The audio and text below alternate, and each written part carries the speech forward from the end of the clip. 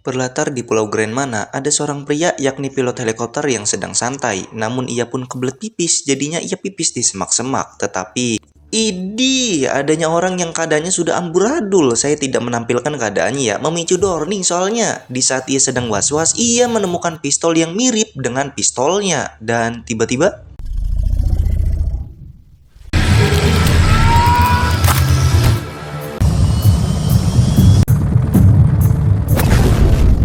kita pun dialihkan kepada seorang pria yang sedang nguhulang di pinggir jalan. Ia adalah Chase, dan tak lama kemudian muncullah mobil yang keluarnya sosok wanita yang katanya dulu Chase kenal dekat dengannya, bahkan sampai uhui bersama. Namun sekarang Chase sudah lupa dengan dia. Dia bernama Edison, yang dimana dia mengajak kerjasama kepada Chase untuk membantunya menemukan sosok ilmuwan yang hilang di sebuah pulau, tepatnya anak CEO ya. Nah, bayarannya kan pasti mahal dong. Dan asal kalian tahu nih ya, Chess ini dulunya adalah sosok tentara bayaran. Jadi sebenarnya tak sulit baginya untuk melakukan misi ini. Awalnya Chess teh nolak, dah punya trauma masa lalu meren. Namun karena butuh duit, jadi ia pun setuju ikut. Edison pun lanjut menghampiri mantan tentara bayaran selanjutnya, yakni seorang mekanik bernama Rus. Nah, jadi Rus ini dulu pernah mendapatkan misi bareng dengan Chess. Namun terjadi tragedi yang membuatnya trauma, sehingga kayak jadi membuatnya itu kurang akrab lagi sama Chess gitu kan ya, akibat tragedi tersebut. Tapi dia tetap mau ikut misi ini jika ia jadi pemimpin kelompok.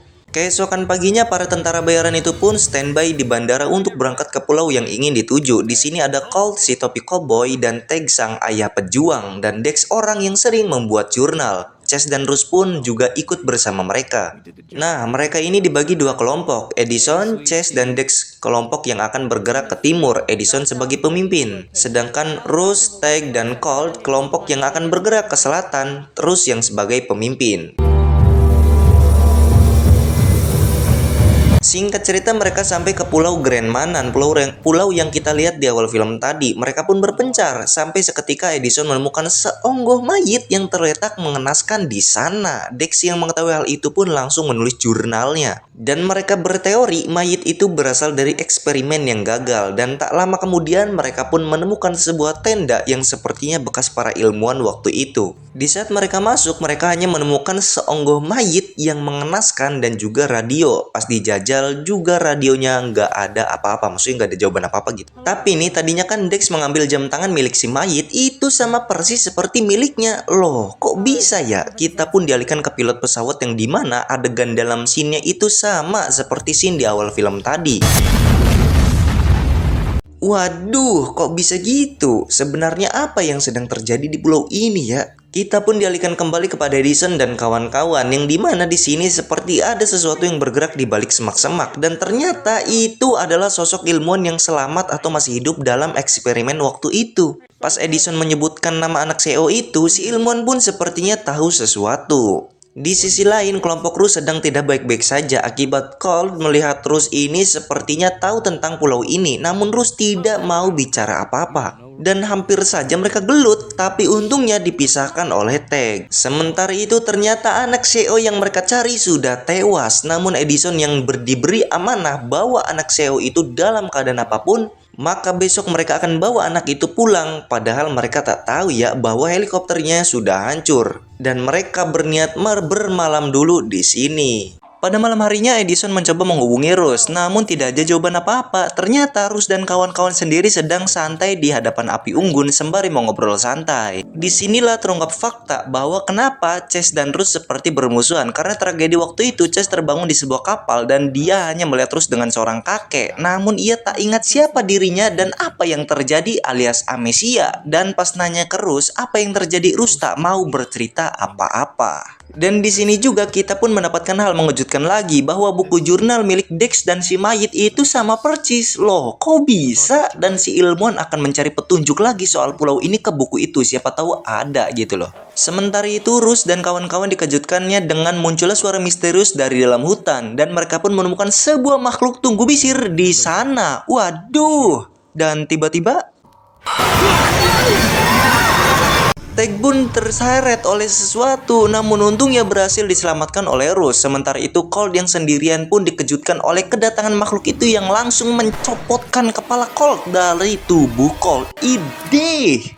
Di keesokan harinya, Dex yang sedang berjalan-jalan di hutan pun seperti mendengar sesuatu, dan ternyata itu adalah anak CEO yang kemarin sudah meot, malah hidup lagi. Loh, kok bisa? Makin bingung aja nih. Dan pas ditanya apa yang terjadi, dia hanya bengong saja. Sementara itu, Rus pun berhasil menemukan tenda yang dimana di dalamnya terdapat radio. Otomatis dia pun menghubungi Edison, dan dari Edison pun terdengar sehingga mereka pun saling berbagi kabar. Rus pun jadi rada lega setelah mengetahui anak CEO masih hidup. Nah, di sini pula kita mendapatkan fakta bahwa mereka ini sedang terjebak dalam perputaran waktu, sehingga waktu di pulau ini akan terreset setiap 3 hari sekali. Pokoknya nanti saya akan menjelaskan sembari berjalannya alur ceritanya, oke? Di sini Rus dan Teg sampailah di saat di atas gunung untuk menghubungi pihak perusahaan bahwa anak CEO berhasil ditemukan dan masih hidup. Belum juga dapat jawaban, mereka keburu dikejutkan dengan kedatangan beberapa monster seperti semalam, tapi bentuk wajahnya mirip mereka dong. Lantas mereka pun menghadapi para monster tersebut. Nah, jadi para monster itu adalah sosok cloningan atau duplikat dari diri mereka, tapi di versi fisik yang berbeda. Kurang lebih seperti itu ya. Soalnya memang bener-bener teman-teman ya, ini filmnya itu bikin pusing gitu loh. Bahkan kelompok Edison pun diserang makhluk cloningan itu yang mirip dengan Edison dan Chess. Dan di sini Chess dan Edison hampir saja tewas, tapi untungnya mereka berhasil selamat.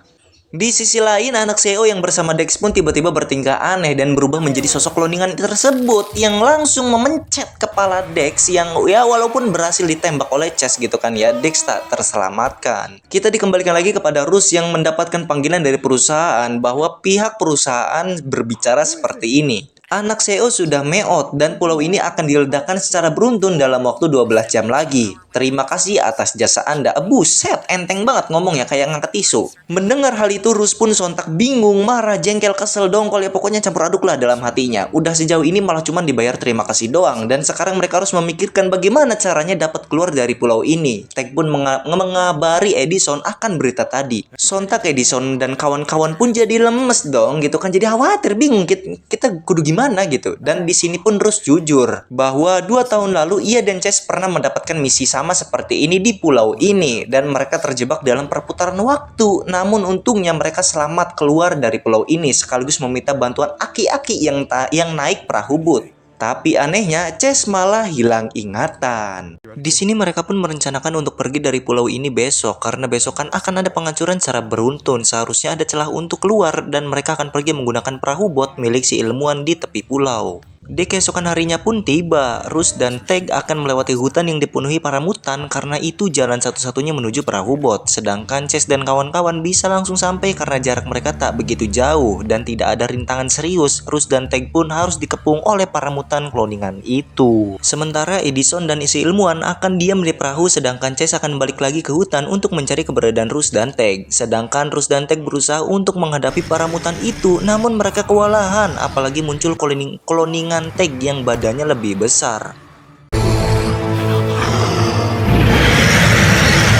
Sontak naas bagi Teg, ia pun harus meot, dan sebelum meot ia menitipkan anak-anaknya kepada Rus. Tapi nih ya, di saat Rus sedang terdesak, muncullah Chess yang tepat waktu menyelamatkannya. Dan baru saja mereka ingin pergi, Rus malah kedorong oleh satu mutan sehingga badannya tertusuk ranting kayu. Dan barulah di saat-saat krusial ini Rus jujur bahwa Chess dan Edison itu adalah suami istri. Waduh, pantasan mereka pernah uhuy. Cuma karena Chess amnesia ya gitu kan, jadinya lupa gitu loh. Sementara itu si ilmuwan yang udah gak sabaran pun malah melumpuhkan Edison dan menyalakan perahu bootnya. Tapi untungnya Chess keburu keluar dari hutan sehingga ia dapat mencapai tali perahunya sehingga ia pun kebawa oleh perahunya. Tapi tiba-tiba si ilmuwan berubah menjadi mutan dong dan ingin menyerang Edison. Niat membantu, Chess malah kewalahan juga. Di saat mereka berdua terdesak itulah tiba-tiba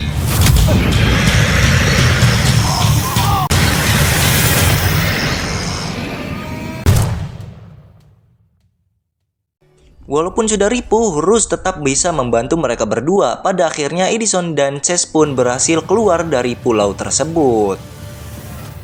Tiba-tiba Edison sudah ngapung aja nih di air, perahunya pun hilang dan Chess yang baru sadar pun tiba-tiba ia lupa ingatan kembali. Itu membuat Edison sedih sekaligus heran, tapi tiba-tiba ada aki-aki yang pakai perahu boot yang dulu sempat menolong Chase juga. Namun di sini Edison sengaja bersembunyi agar tidak ikut dengan mereka. Film pun diakhiri kepada Chase yang ngehulang lagi di pinggir jalan, lalu muncul Edison dengan mobilnya itu dan film pun tamat.